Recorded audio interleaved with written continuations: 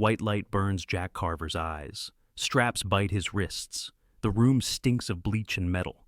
A clock ticks, barely enough to hear over his breathing. The guard opens the door, and Rex, a gray-muzzled German shepherd, steps in, then freezes. His ears snap forward. He growls at the coat hanging on a hook, nose flaring hard. Sheriff Clay Hargrove leans in, voice low. "Get that dog out. Sedate him." Rex lunges, chain snapping tight. Jack says, "He knows."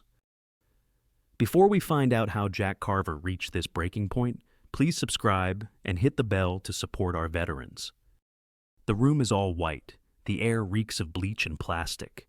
Jack Carver lies strapped to a narrow gurney, wrists pinned, ankles pinned, the sheet whispering under his back, beard clipped close. A pale scar splits his right eyebrow. His eyes stay on the wall clock, the second hand snapping forward. His throat tastes like pennies. A guard opens the door. Chains clink. Rex steps in and stops.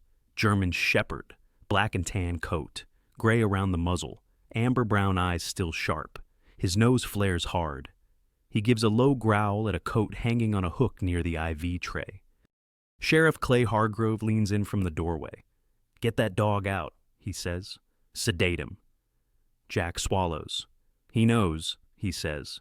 Rex lunges. The chain snaps tight, nails scrape tile. A metal tray rattles. Jack keeps his voice low and steady. "Easy, Rex." The dog doesn't settle. He stares at that coat and growls again, deeper, like he's warning Jack about a trap. 3 hours earlier, the light is gray instead of white. Jack sits on the edge of a steel bunk in a holding cell at Pine Ridge Correctional. The mattress is thin and smells like disinfectant that never dries. Cold air hisses from a vent and crawls over his knuckles. He's 46 now, shoulders still square, hands scarred. He keeps his breathing slow, fighting the old surge of panic that comes when he can't move. Pastor Ray Sullivan sits on a small stool by the wall, hands folded, coffee on his breath. He doesn't fill the space with words. Footsteps approach. Warden Linda Kersey stops at the bars with a clipboard, hair pinned tight, uniform crisp, calm face, practiced. Her eyes go to Jack's cuffs, then to his face. "Final requests," she says, subject to approval. Jack looks up once. "Let me see my dog," he says. "Rex, 1 visit." Kersey's eyes flicker. "Your fiancé has him." "Megan Hale," Jack answers. "If she can get here fast, you'll get 15 minutes. Kersey checks her watch. 2 hours, that's what I can hold. Jack nods. "He'll come." He pictures Rex on the floor at home, head on Jack's boots, the steady warmth that pulled him out of night terrors. In the teams, he could handle chaos. Here, he can't even stand up without permission. He hates that. He also knows this. If Rex gets 1 second of Jack's scent, the dog will understand the assignment. Hold on. Stay sharp. Don't quit. Kersey turns and walks off, boots tapping concrete. Pastor Ray watches her go and says, "Quiet. You picked the right last request." Across town, Megan is already awake. The cottage smells like salt air and coffee. The kitchen light is warm. She stands barefoot on cold tile, phone in her hand, shoulders tight. It rings. She answers on the first buzz. "Ms. Hale," Kersey says. "Mr. Carver requested a final visit with his dog." Megan grips the counter. "Yes, Rex is here. You can bring him. 2 hours, 15 minutes inside. Security will be strict." "We're coming," Megan says. Rex lifts his head from his bed by the front door, stiff in the hips, still alert. When Megan says Jack, his ears snap forward. He stands and shakes once, collar jingling. "Come on, boy," she whispers. She clips the leash to his worn leather collar. The tag taps the buckle. Rex leans into her leg once, then stands ready. Megan grabs a blanket that still holds Jack's cologne and shoves it in a tote with Rex's water bowl. Her keys jingle again. Outside, the porch boards are damp, and the ocean wind tastes like salt. Megan's car smells like hand sanitizer. The morning is damp, the windshield fogging at the edges. She drives with both hands on the wheel. Rex rides in the back, head near the window, sniffing the wet air. At the prison gate, guards check IDs. A steel door opens, then another. Each one closes with a heavy final sound. Megan's heart keeps time with those clanks. Rex stays close, shoulder brushing her knee. In a cluttered house on the edge of Seabrook County, Detective Frank Dwyer hasn't slept. His office lamp throws a yellow pool over stacks of files. Paper dust hangs in the air. A space heater clicks. He opens the old evidence log and runs a finger down the entries. Stops. Unidentified prints. Marked inconclusive. The ink beside it is too bright, too fresh. He flips to a transfer slip. Secondary storage. Contamination concerns. Signed off by someone who shouldn't touch chain of custody. Dwyer's jaw tightens. He grabs his coat and walks out like he's late to a fire. Back at Pine Ridge, Jack is escorted down a corridor for the visit. His cuffs bite his wrists. The hallway smells of mop water and boiled vegetables. Fluorescent lights buzz overhead, one of them flickering. His boots scuff the concrete. Pastor Ray walks beside him. "You holding up?" he asks. Jack gives a small shrug. "I'm here." They stop at a small holding cell used for final visits. Warden Kersey waits with 2 guards, eyes on the hallway, then her watch. Megan arrives a minute later, jacket over her scrubs. Rex walks at her side, head level, eyes scanning. The guards stare at his size. Kersey nods once. "He trained?" "For PTSD," Megan says. "He's steady." A door opens with a heavy clank. For one heartbeat, Rex freezes. Then he surges forward. Megan's grip slips. Rex hits Jack's legs and climbs up, front paws on Jack's chest, whining hard, tail thumping the concrete. Jack drops to a knee. His shoulders shake once. He buries his face in Rex's fur and inhales like it's oxygen. "Hey," he whispers. "Hey, partner." Rex licks his cheek, then presses his whole body into Jack like he's trying to hold him in place. Jack's hands sink into the thick coat. Warm. Real. Megan stands by the door, tears running. Jack looks up at her. "You made it." "Every time," she says, stepping closer, hand on his shoulder. Rex shifts. He stops licking and pushes his nose toward Jack's prison pocket. He paws at it, urgent. Whine. Paw again. His eyes flick to Megan, then back to Jack. Jack frowns. "What is it, boy?" He reaches into the pocket and pulls out a small scrap of dark leather, folded and worn smooth. "They let me keep a piece," he says, "from my old jacket." The instant Rex sees it, his whole body changes, ears sharp, eyes locked. He trembles, then gives a low growl that doesn't belong to this room. It's not at a person. It's at a smell. Megan's breath catches. "Jack," she whispers, "he's telling us something." Warden Kersey's gaze flicks from the leather to the dog. Her mouth tightens. Rex paws at Jack's hand again, harder. Nails tap Jack's knuckles. His nose jams into the leather. He inhales fast, like the scent burns. Jack keeps his voice steady. "Easy, Rex. Easy." A guard appears at the door, face tight, voice low. "Warden," he says, "Detective Dwyer is here. He says it's urgent about Carver, and he won't leave." Warden Linda Kersey's eyes cut down the hall. She nods once. "Stay here," she tells the guard. 15 minutes, no noise. Rex sits tight to Jack's shin, black and tan coat lifted along the shoulders. Amber eyes locked on the leather scrap in Jack's hand. He isn't afraid. He's working. Megan wipes her cheeks and shortens the leash. "Easy," she whispers. "Stay with me." Jack shifts, cuffs biting. He's 46, tall, broad, scar across his brow, hands marked up from old work and worse nights. He keeps his breathing slow, the way he learned to keep panic from taking the wheel. Kersey is already gone. Her office smells like coffee and hot paper. Detective Frank Dwyer stands by the desk with his hat in his hands. Late 60s, heavy shoulders, eyes that don't blink much. "You picked a bad morning," Kersey says. "That's why I came," Dwyer answers. He slides a folder forward. "Your guy didn't do it." Kersey's face stays flat. "You have proof?" "I have tampering," Dwyer says, opening the folder. He taps an evidence log. Old ink, then fresh blue ink. Somebody wrote inconclusive over unidentified prints. Somebody moved a secondary lab report into deep storage. He flips to another page. Phone records. A map printout with a circle drawn in pen. "And this," he says, A burner phone pinged less than half a mile from Harbor Point the night the developer died. Registered to nobody, paid in cash. It never showed up at trial. It was filed, then buried. Kersey's eyes narrow. So why now? Because the timing is wrong, Dwyer says. The timeline they used on Jack doesn't fit clean. And because I woke up at 3 a.m. and remembered a note I never liked. I went digging and found someone had been digging after me. Kersey's desk phone buzzes. Unknown number? She lets it ring out. Dwyer lowers his voice. I need time. 2 hours. Long enough to pull the deep box and get a lab tech to confirm that log was altered. If the needle goes in at 9, nothing else matters. Kersey looks at the wall clock. The ticking feels personal. She exhales, then dials the governor's council line. Her voice is crisp, controlled. This is Warden Kersey. I'm requesting an emergency postponement due to evidence integrity concerns. Back in the holding cell, Jack keeps one hand on Rex's neck, thumb rubbing the gray fur behind the ear. Rex's breath comes fast as he smells the air. Megan crouches close. Her scrubs are under a hoodie. She looks worn down, but her eyes are clear. Jack, she says, barely louder than a breath. I have to tell you something. He turns his head.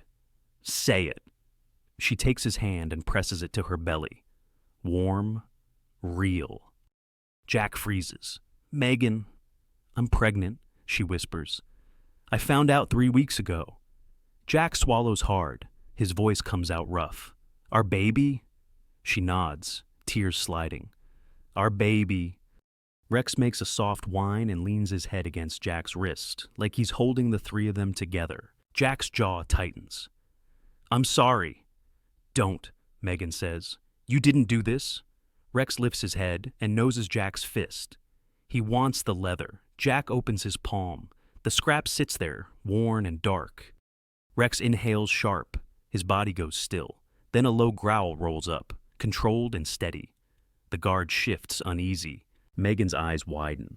That sound, she whispers. He made it the night you came home late. He kept trying to pull your jacket off you. Jack raises the scrap and smells it. Leather, old smoke. Under it, a clean chemical bite. Like somebody tried to scrub something away. That's not right, Jack says. Rex paws Jack's hand once, then glances at the door like he's pointing. The cell door opens. Warden Kersey steps in. Behind her, Sheriff Clay Hargrove fills the frame. Tan uniform crisp, smile thin. A second man follows, suit jacket over one arm, tie too perfect for a prison hallway. Assistant DA Miles Kerr. Smooth hair, cold eyes. Hargrove looks at Rex first, then Jack. Visit's over, he says. Kerr steps forward, voice measured. Warden, this is procedurally inappropriate. The state has orders. Kersey doesn't blink. Mr. Carver has a temporary postponement, she says. 2 hours. Hargrove's smile slips. That's not your call. It is today, Kersey says. Governor's Council approved it. Kerr's nostrils flare. On what basis? Kersey holds up Dwyer's folder like it weighs a ton. Evidence concerns, chain of custody questions. You can argue later. Right now, you can step back. Jack feels his lungs work again. Hope is dangerous. It still hits. Megan grips the leash. 2 hours, she repeats, like it's a prayer. Hargrove leans toward Kersey, voice low. You're making a spectacle. Kersey steps closer, calm as stone. You can complain when it's not time-sensitive. Hargrove's eyes cut to Jack. 9 o'clock comes fast, he says. Kerr adds softer. So does 11. Then they turn and walk out slow, letting boots and polished shoes speak for them. Kersey points down the hall. Conference room. Keep them together. Jack sits at a metal table a few minutes later, still cuffed. Cold air leaks from a vent. Megan sits close, both hands wrapped around his. Rex lies at Jack's feet, chin on Jack's boot, eyes half open, watching every shadow under the door. Pastor Ray slips in with a paper cup of coffee that smells burnt and strong. There are folks outside, he says quietly. Not many. Enough. Through the narrow window, Jack sees them by the fence. 2 men in veteran caps. A diner waitress with a tray of coffee. Somebody holds a blanket up like a sign. It isn't loud. It's steady. Megan exhales. They came. Jack nods once. He can't find words that won't crack. Down the hall, Dwyer's voice carries from Kersey's office. Pull deep storage. I need the original log. Now. He pauses, listens, then adds, No, I'm not asking permission. The seconds grind. Jack watches the clock like it's a fuse. Rex's ear twitches each time a radio pops. Megan's thumb rubs the back of Jack's hand. Small circles, like she's keeping him on Earth. Jack tastes metal again, like before a jump. His shoulders ache from the cuffs. Rex shifts closer, warm against his boot. The dog's eyes shine, wet at the corners, like he's feeling Jack's fear and refusing to let it win today. At 10:58, Kersey appears in the doorway. Her face is tighter now. 1 minute, she says, if Dwyer doesn't hand me something concrete, it proceeds. Megan's grip crushes Jack's fingers. Rex lifts his head, ears forward. A low growl builds, aimed at the hallway. Kersey's radio crackles. A nurse's voice. We're ready when you are. Jack slides the leather scrap across the table to Megan. Give it to Dwyer, he whispers. Tell him Rex says it matters. Megan nods, swallowing hard. The clock flips to 10:59. Somewhere in the hall, a phone starts ringing, and nobody moves fast enough to answer it. The clock flips to 10:59. Somewhere in the hall, a phone starts ringing, and nobody moves fast enough to answer it. Chapter 3, Missing Watch. The ring keeps going. Jack Carver sits at the bolted table, cuffs cold on his wrists, Megan's fingers locked around his. Rex lifts his head from Jack's boot, ears up, amber eyes fixed on the door. His chest rises fast, then slows, like he's forcing calm into the room. Warden Linda Kersey steps out and snatches the receiver. Kersey, she says. She listens without blinking. The wall clock ticks like a metronome. Pastor Ray stands behind them, hands folded, saying nothing. Megan keeps rubbing the scar on Jack's knuckle. Jack stares at Kersey's mouth, waiting for one word that changes everything. Kersey hangs up and walks back in with a single sheet. 48 hours, she says. Emergency stay, hearing ordered. Jack's lungs pull air like they forgot how. He nods once. Thank you. He gets out. Megan lets out a broken laugh and presses her forehead to his shoulder. Rex rises and leans into Jack's leg, tail thumping once, then again. Kersey points at the leather scrap on the table. Your jacket piece, she says. The dog reacted. Why? Jack looks at Rex. The German Shepherd's coat is thick but worn, gray around the muzzle, a small scar along the bridge of his nose. The night this started, Jack says, Rex kept trying to yank my jacket off. He wasn't playing. He was warning. Kersey's jaw tightens. Detective Dwyer's in my office. He wants you. Now. They move Jack into an interview room. Gray walls, a camera bubble, a metal table that smells like old sweat under bleach. Frank Dwyer waits with a folder and a face that looks carved from weather. He doesn't waste time. Jack, he says, tell me about Victor Langford's watch. Jack blinks. His Rolex. Dwyer slides a crime scene photo across the table. Carpet. Blood. A smashed watch glinting near the wrist. Langford loved that thing, Jack says. Polished it, locked it up, bragged about it. Dwyer opens the folder and shows an inventory sheet. The report mentions a Rolex. The evidence log doesn't. It's not in storage. It's gone. Jack stares at the paper. Somebody pulled it. Somebody with access, Dwyer says, and somebody who knew the system would rush to hang you. Rex sits by Megan's chair. He leans toward the photo and inhales, short and sharp. Then he paws the table leg, agitated, eyes flicking from the picture to Jack's face like he's trying to shove the truth into him. Megan's voice comes thin. He did that with the leather, too. Dwyer watches Rex for a beat. The hard lines around his eyes soften. Dogs don't lie, he mutters. Then he looks at Jack. You stay alive for 48 hours. I build something the governor can't ignore. Warden Kersey steps in. Sheriff Hargrove is calling everybody, she says. He's angry. He can't take no today. Dwyer snorts. Let him. Kersey's gaze shifts to Rex. He'll try to seize the dog if he thinks Rex is evidence, she tells Megan. I'm not guessing. I'm warning you. Megan straightens. Her hoodie is over her scrubs, hair tied back, eyes bright with no sleep. "He's not going anywhere with that man," she says. "Then move smart," Kersey answers. Outside the gate, the air is damp and cold. Two locals step away from the fence. One's Gus, a gray-haired vet in a navy cap, hands like knots. The other is Marlene from the Harbor Diner, apron still on, a thermos in her grip. They don't crowd Megan. They just stand close enough that the deputies see them. "We heard," Gus says. "You get home, you call us." Marlene slips Megan a paper bag, coffee and a biscuit. "For the baby," she says soft. Megan swallows and nods. Rex watches them, tail low, but his eyes stay gentle on Marlene's hands. By late afternoon, Megan is released. Jack stays behind bars, but he's not walking toward a needle today. He presses his fingers through the gap and touches Rex's cheek. Warm fur, steady breath. "Go with her," Jack murmurs. "Work with her. Keep her safe." Rex whines once, then licks Jack's fingertips like he's signing a contract. He follows Megan down the corridor, but he keeps looking back until the last door blocks Jack from the sight. Megan drives home, with the windows cracked. Salt air mixes with the smell of Rex's coat and the fear that won't wash off. Rex rides upright, staring forward, every muscle on duty. At the cottage, Megan doesn't turn on music. She doesn't even make coffee.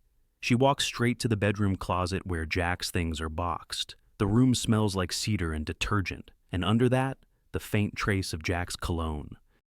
Rex paces once, nose low, then stops at the edge of the bed and paws the floor. Megan drops to her knees. "Show me," she whispers. Rex paws again, harder, then looks at her.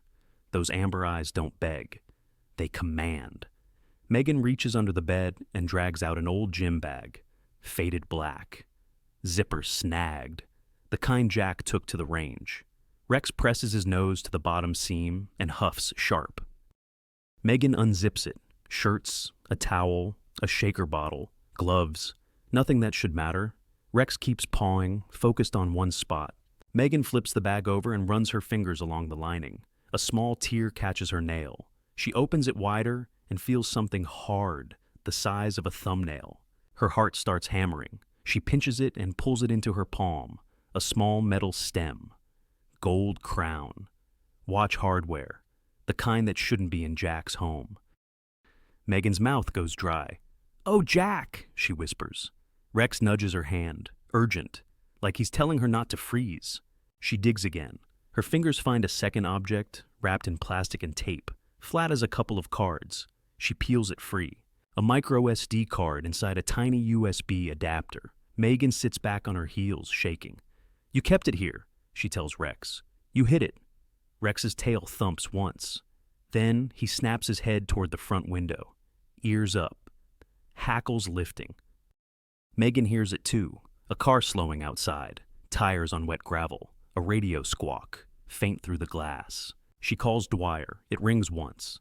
"Dwyer," he answers, breathless. "I found something," Megan says. "Rex led me to Jack's gym bag. I have a watch stem and a micro SD. Dwyer goes quiet for half a second. Then his voice turns hard. "Don't move. Don't post it. Don't call anyone else. I'm coming. Lock your doors." Megan clips Rex's leash with hands that won't stop trembling. She slides the stem and micro SD into a kitchen canister under flour, then shuts it. Blue light flashes across the living room wall. Once, twice. A patrol car sits in her driveway. A heavy knock hits the front door. Then a voice, calm like a threat. "Ms. Hale, Sheriff's Office. Open up." Rex plants his feet and growls, deep and steady. Megan doesn't open the door. She backs into the kitchen, phone tight in her hand. The tile is cold through her socks. Rex plants himself in front of her, black and tan shoulders squared to the entry. His throat rolls with a low, steady growl. Another knock hits the wood. "Ms. Hale," a man calls, calm like he's reading off a script. "Sheriff's Office. We need to see the dog." Megan keeps her voice level. "He's fine. You can leave." A beat. "Open the door, now." Rex's ears snap forward. His nose works fast, pulling in the air through the gap under the frame. Megan taps speaker. "Detective, they're here." Dwyer's voice crackles back. "Do not open it. Leash Rex. Go out the back." She clips the leash with shaking fingers. Rex moves first, guiding her with his shoulder down the hall. The pounding starts again, harder, like they think fear is a key. Megan slips through to the laundry room and out the back door. Damp air hits her face. The porch boards are slick with mist. Rex scans the yard like it's a perimeter, then nudges her toward the side gate. Blue light flashes through the front windows. A cruiser idles. She can hear a radio pop and the low diesel hum of a truck. Marlene from the Harbor Diner appears by the fence, apron still on. Gus follows, navy cap pulled low, hands in his jacket pockets. 2 other locals trail them, one in flannel, one in a church jacket. Nobody yells. They just stand close enough to be seen. Marlene calls, "Megan, you okay?" "They want Rex," Megan says. Gus nods once. Then they can say why in front of witnesses. A deputy rounds the corner and stops when he sees the group. Young, clean uniform, hand hovering near his belt. "This is official business," he says. Gus answers quiet. "So is making sure an innocent man doesn't die." From the porch comes a heavier voice. Sheriff Clay Hargrove. "Move," he says. "I'm taking the dog." Rex's hackles lift. Megan feels the leash go taut. Hargrove steps into view, tan shirt pressed, badge bright, smile thin. "Ms. Hale," he says, "that animal is evidence. We have a seizure order." "Show me," Megan says. He lifts a folded paper, but doesn't hand it over. "Open the door, and we'll do it clean." Marlene doesn't step aside. "Clay, you don't own her." Hargrove's smile tightens. "This isn't your diner." A car brakes at the curb. Detective Frank Dwyer gets out, coat flapping, folder under his arm. He walks up the driveway like he's done being polite. "Clay," Dwyer says, loud and flat. "Back up." Hargrove turns. "You don't run my deputies." "Today I do," Dwyer says. "Under the governor's stay. You interfere with a witness or evidence. You're the one in cuffs." Hargrove laughs once. No humor. "Witness? It's a dog." Dwyer's stare doesn't blink. "That dog led her to a watch stem and a micro SD. You want to fight? Do it in court." Hargrove's eyes flick to Rex, then away. Dwyer steps to Megan. "You still have them?" "Hidden," she says. "Good," he replies. "We're going to Judge Hart, right now." Marlene lifts her thermos. "I'll follow." Gus points at his truck. "Me too." They move in a small convoy through wet streets. Wipers squeak. Megan's hands stay at 10 and 2. Rex rides in the back seat, head high, watching the mirrors. Seabrook Courthouse rises out of the drizzle. Old limestone and dark windows. Inside smells like raincoats and floor polish. The hallway echoes under fluorescent buzz. A bailiff eyes Rex. "He can't come in." A clerk with silver hair steps out. "He can," she says. "Order from Judge Hart." Courtroom B is half full, not a crowd. A line of veterans in caps, Marlene and Gus. Pastor Ray in the back, hands folded. 2 reporters sit quiet with notebooks. Megan takes the front bench. Rex presses against her shin, warm and steady, amber eyes scanning. The side door opens. Jack Carver walks in with 2 corrections officers. Gray jumpsuit, chain at his waist, beard rough. A pale scar splits his right brow. His shoulders are still seal square, but his eyes look tired in a way armor can't fix. He sees Rex and stops for a fraction of a second. Rex stands. Tail thumps once. A low sound leaves his throat, soft and rough, like relief. Jack swallows and keeps walking because the chain doesn't allow anything else. Jack's palms sweat under the cuffs. The courtroom air smells like old varnish and wet wool coats. A ceiling fan ticks once each turn. He keeps his chin up, because if he drops it, he can feel the gurney again, the straps, the bleach. He meets Rex's eyes. Just a second. Amber to steel gray. Rex's tail stills, then thumps once more, like a quiet salute. Megan sees his throat work and knows he's swallowing fear, not tears, today, alone. At the prosecution table, Sheriff Hargrove sits rigid. Beside him is Assistant DA Miles Kerr, suit crisp, pen lined up like a blade. Kerr watches Dwyer, not Jack. Judge Evelyn Hart enters. 60-something, hair pinned back. No smile. The room rises, then sits. "We're here on an emergency motion," Hart says. "Detective Dwyer." Dwyer stands. "Your Honor, evidence logs were altered, property is missing, and a lab report was buried. We also have newly discovered physical evidence located by Ms. Hale and her service dog." Kerr pops up. "Objection. A dog is not—" Hart lifts a hand. "Sit down. I'll decide what matters." Megan is sworn in. The microphone smells faintly of dust. She tells it straight. The night Jack came home late. Rex clawing at the jacket. Rex reacting to the leather scrap at Pine Ridge. Rex leading her to the gym bag seam. The watch stem. The micro SD. Dwyer places the evidence bag on the table. The small gold crown glints under the lights. He holds up the sealed micro SD sleeve. "This card contains files tied to Harbor Point approvals," Dwyer says. "Transfers, permits, and messages showing pressure on staff." Hargrove's face reddens. Kerr leans close to whisper. Rex sits beside Megan, posture rigid, eyes locked on Hargrove. He isn't snarling, he's watching. Kerr rises again. "Your Honor, the state requests immediate custody of the animal. It's evidence. It has shown aggression." Rex's lip lifts in a silent warning. Megan tightens the leash. "He's protecting me," she says. Dwyer steps forward. He's trained.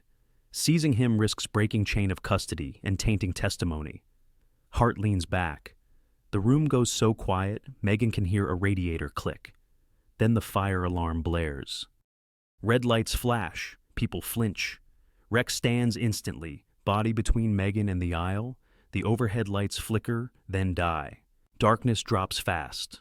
Only the exit signs glow. The side door bangs open. Men in dark jackets sweep in with flashlights, moving too fast, too sure. "Federal Marshal," the lead one calls. "Everybody stay seated." Dwyer's voice cuts through the dark. "Those patches are wrong." A beam swings to Rex's face. The lead man points. "Hand over the dog." Megan pulls Rex tight as the light hits his eyes. The flashlight beam shakes across the benches. The fire alarm keeps screaming. Rex stands rigid at Megan's knee, chest pressed forward, ears speared up, teeth showing just enough to warn. His coat looks darker in the emergency glow, the tan along his legs like dried sand. "Hand over the dog," the man in the dark jacket says again. His voice is too smooth for a courthouse. His patch is close, but not right. Dwyer's already said it. Judge Hart's voice snaps from the bench. "Bailiff, lights, now." No one answers. The exit signs hum. Somebody's radio clicks, then dies. Jack is 3 rows back, chained at the waist. 2 corrections officers tight to his elbows. The blackout hits him like a wave. The buzzing alarm, the smell of hot wiring, the sharp white of a flashlight. His mind wants to drop him back onto that gurney. He locks his jaw and counts his breaths. In, hold, out. In, hold, out. Silent strength. That's all he's got in here. Rex shifts and growls deeper as the fake marshal steps closer. Megan's fingers clamp the leash so hard her knuckles bleach. Dwyer moves in front of them, shoulders squared, folder held like a shield. "You touch that dog and I'll put you on the floor," he says. Old voice. No shake. The fake marshal swings the light onto Dwyer's face. "Detective, don't be stupid." "Too late," Dwyer says. "You already walked in here wearing the wrong patch." The man lunges for the evidence bag on the table. Dwyer jerks it back. A second man grabs Dwyer's arm. The folder drops. Papers scatter like pale birds in the dark. Rex explodes forward with one bark, a deep, drilling sound that fills the room. Not wild. Controlled. He snaps at air inches from the man's wrist. The man flinches. Megan yanks the leash back, Hart punching her ribs. "Rex, heel!" Megan says. Rex obeys, but he doesn't relax. He plants himself between Megan and the aisle again, tail stiff, eyes locked. Somebody in the crowd shouts, "That's not a marshal!" A veteran in a ball cap stands up. Then another. Gus moves into the aisle, hands open, calm like he's talking down a drunk. "Back away," he says. "We all saw your face." The fake marshals hesitate. That's the crack. Dwyer leans to Megan, voice fast and low. Get out. Back stairwell. Pastor Ray knows it. Pastor Ray is already there, a dark shape at Megan's shoulder. This way, he whispers.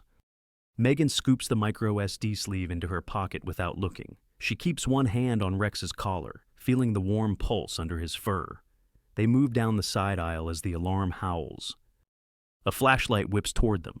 Stop! Gus steps in front of the beam. Marlene appears beside him with her thermos still in hand, like she's ready to throw it. The veterans form a quiet wall, no punches, just bodies in the way. Megan and Rex slip through the side door into a stairwell that smells of wet concrete and old mop water. Their footsteps thud down metal steps. Rex's nails click, quick and sure. Outside, rain needles their faces. The night air is cold and salty, the kind that bites the lungs. A cruiser idles at the curb. Dwyer's old sedan is parked half on the grass. Dwyer comes out seconds later, breath hard, coat soaked. In, he says. Megan loads Rex into the back seat and slides in front. Her hands won't stop shaking on her lap. Dwyer starts the engine and pulls away without headlights for a block, then turns them on. In the rear view, a black SUV rolls off the courthouse lot. Another follows. They're tailing us, Megan says. I know, Dwyer answers. He taps his phone on the dash. I'm ending this tonight. He opens an app with a plain gray screen and a single button. CND. He holds his thumb over it. What is that? Megan asks. My dead man switch, Dwyer says. If I don't check in, it dumps everything. If I hit send, it dumps it now. He glances at Rex. The dog's breathing is louder than it should be, not from the run, from something deeper. His ribs show more than they used to. Do it, Megan says. Dwyer hits send. The phone vibrates. A progress bar crawls. 1%, 2. The SUV behind them closes the gap. Dwyer turns hard onto a narrow street lined with live oaks. Rain hammers the windshield. Wipers squeak like old hinges. The progress bar keeps climbing. Jack is back at Pine Ridge by then, in a transport van that smells like rubber mats and sweat. He can't see the road. He can only picture Megan's face in the dark and Rex's body blocking the aisle. He presses his forehead to the cold mesh and whispers, Hold on, boy. Hold on. At Dr. Paige Sloan's vet clinic, the open sign is off, but the door swings when Dwyer pounds. The clinic smells of disinfectant and dog shampoo. Dr. Sloan appears in scrubs, hair in a messy knot, eyes sharp. What did you drag in at midnight? She asks. Trouble, Dwyer says, and a dog they want dead. Rex steps inside and immediately sags. His back legs tremble. Megan drops to her knees and wraps her arms around him. His fur is damp and cold. His breath rasps near her ear. Dr. Sloan's hands move over Rex fast. She pauses at his ribs, then his belly. Her mouth tightens. He's lost weight, she says. Megan's voice cracks. I know. Dwyer looks at her. You knew? Megan swallows, eyes wet. The tests were bad last month. I didn't tell Jack. He was waiting to die. Dr. Sloan doesn't judge her. She just nods and lifts Rex onto the table with Dwyer's help. Rex doesn't fight. He only looks at Megan, tired but loyal, like he's still on duty. X-ray, Dr. Sloan says. Now. The machine hums. The screen blooms with bones, a cloudy shadow near the stomach. Dr. Sloan leans in, then freezes. That isn't a tumor, she murmurs. That's metal. Megan's hand flies to her mouth. Dr. Sloan points. A tiny bright shape, sharp-edged, lodged like a secret. He swallowed something, she says. Long ago, it's walled off. He's been carrying it. Dwyer's eyes harden. Evidence. Rex lets out a soft whine and presses his muzzle into Megan's palm, like he's saying, Told you. Dwyer's phone buzzes. A message pops up. Upload complete. He exhales once, like he's been holding his breath for 5 years. Then the clinic landline rings. Dr. Sloan answers, listens, and her face drains. She covers the receiver. Animal control, she whispers. Emergency order. Dangerous dog. They want Rex surrendered for destruction before sunrise. Rex lifts his head at the word destruction and growls, low and protective, even as his legs shake. Megan's eyes go wild. No! Dwyer grabs his coat. We move, he says, right now. Outside, headlights sweep the clinic windows. An engine idles close. Tires crunch gravel. Megan clamps Rex's collar as the back door rattles. Outside, headlights sweep the clinic windows. An engine idles close. Tires crunch gravel. Megan clamps Rex's collar as the back door rattles. Chapter 6. Airstrip Pressure. As Dr. Paige Sloan kills the exam room lights. Back hall, she whispers. The clinic smells of antiseptic and wet fur. Megan slides an arm under Rex's chest. Easy, boy. His breath rasps against her sleeve. Dwyer cracks the back door and listens. A radio squawks out front. Gus's pickup rolls up behind the building with the lights off. Marlene sits in the passenger seat, apron still on. Two vets ride in the bed, hoods up. Dog in the cab, Gus says. They lift Rex together. He doesn't fight. He just turns his head toward the front door, then back to Megan, waiting for her call. We're leaving the trap, she whispers, and kisses his damp forehead. They roll out on a service lane lined with pines. A cruiser's headlights sweep the clinic windows, searching, but they're already gone. Under an overpass, Dwyer checks his phone. Upload receipts stack across the screen. State investigators, the Attorney General, a federal intake. It's out, he says. They can't erase it now. Megan's voice is thin. Then why are they here? Because Hargrove's running out of room, Dwyer says. Men like him don't apologize. They flee. A text pops up from Judge Hart's clerk. Protective order. No seizure of dog without court. Then, Airpark Dokua, 40. Your stakes time, it's Ua, Esk Hangar 3. Dwyer's jaw tightens. That's his exit. Gus glances in the mirror. Seabrook Executive Air Park, private strip. Cameras don't point the right way. Rex lifts his head at the change in tone. He nudges Megan's hand like he's telling her he's still on duty. Dr. Sloan calls Megan's phone from a blocked number. She stayed behind to stall animal control. He needs rest, she says. You push him, and he'll crash. Megan looks down at Rex. His gray muzzle is wet. His amber eyes stay on her face. They're going to kill him by morning, she whispers. I'm not handing him over. Dwyer nods once. Then we finish this tonight. They meet behind the harbor diner. The alley smells like fryer grease and rain. Pastor Ray waits by a back door, collar turned up. He hands Megan keys. My cousin's church van, he says. No markings, full tank. Marlene presses a paper cup of coffee into Megan's hand. Drink. For the baby. They load Rex into the van on a thick blanket. He settles, chest rising and falling like a tired bellows.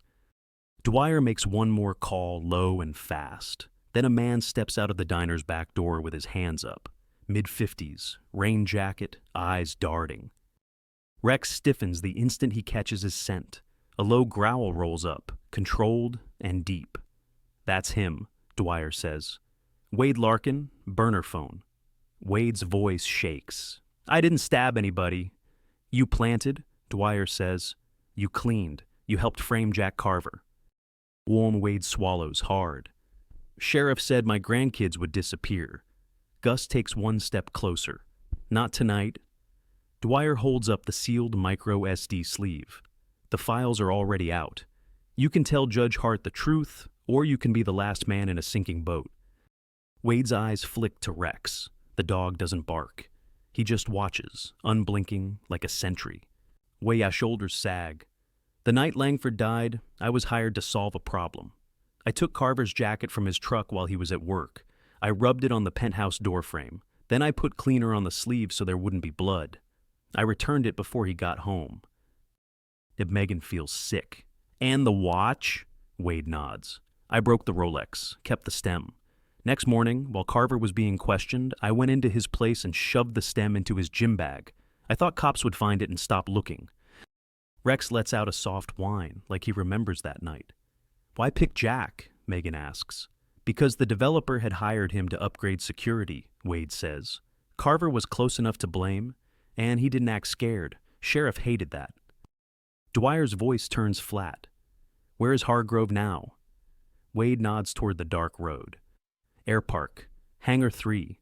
He's got a pilot and a deputy. He said he'd be gone before sunrise. Dwyer points at the van. You're coming. You talk on record. Wade's mouth trembles. He'll kill me. Not if I get cuffs on him first, Dwyer says. They drive with the headlights low. The heater smells dusty. Rain taps the roof in a steady drum. Rex lies with his head on Megan's thigh.